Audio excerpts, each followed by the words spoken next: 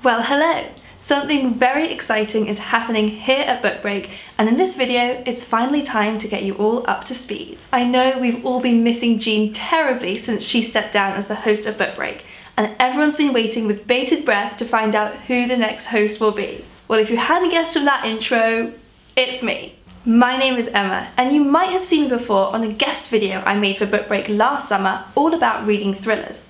Or you might have seen me over on my own channel, Drinking by My Shelf. As a huge fan of BookBreak, I couldn't resist the chance to be a part of this amazing community, and you know what? I've said all of this before in my application video. I'll just show you that, shall I? If you've been watching BookBreak for years and you want to know a little bit more about how I'm going to fit in, or if this is your first ever time on this channel and you're wondering why you should subscribe, here is everything I love about BookBreak, and all the reasons I think you will too.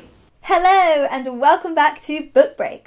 Or at least what BookBreak could look like if you hire me to be your next creative producer.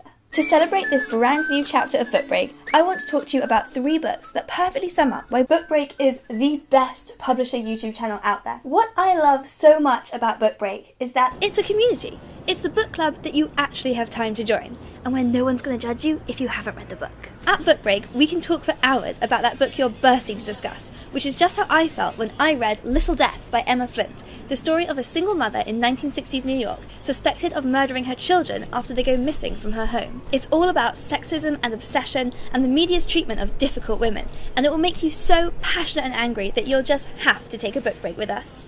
Cheers! BookBreak is an adventure. I always love it when BookBreak heads out of the office and into the world! With BookBreak, we can journey back to where books came from, and we can discover all the places books can take us. Like to the apocalyptic world of Station 11, in which civilization has been wiped out by a deadly epidemic. Books like this allow us to imagine what it would be like if our whole world crumbled, which of our passions would become meaningless, and which we would keep fighting for to the bitter end. And at the end of a long day, BookBreak is like sinking into a soft armchair. You can snuggle up with BookBreak on a rainy day and watch the afternoon roll by while you learn about how to fit your passion for books into your career, or what Jane Austen would be writing about if she was alive today, or what really inspired the authors behind your childhood favourites. On one recent rainy afternoon, I devoured Anne Thwaites' Goodbye Christopher Robin and learnt quite how misunderstood the story of A.A. Milne and his son really is. According to this book, neither the romanticised version of the blissfully happy Christopher Robin nor the heartbreaking version depicted in the recent movie is quite right.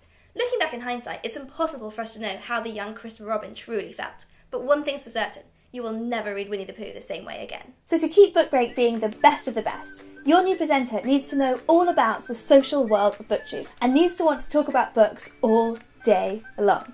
Keep those comments rolling in. Your presenter needs to be that friend who everyone goes to for book recommendations. You know the one who always knows exactly if you're in the mood for literary fiction or cozy crime. Your presenter needs to be someone who never judges a book by its cover, but also appreciates the joy of a beautiful shelf.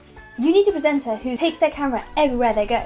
Hey, the world looks good on the screen, don't you think? Your presenter needs to be someone who reads more than 100 books a year and still can't stop buying them. Your presenter needs to be someone like me. So that's who I am, but now I want to know about you. After all, we're about to spend a lot of time together on this cozy little corner of the internet. So leave a comment below telling me who you are and what you'd like to see from BookBreak. Oh, and don't forget to subscribe so you never miss an episode. See you next week!